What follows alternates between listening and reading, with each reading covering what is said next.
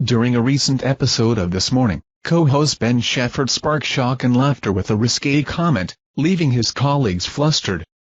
As the team discussed bedtime attire, Ben's remark about a wee little winky head led to an unexpected innuendo, prompting his co-stars to gasp and giggle nervously.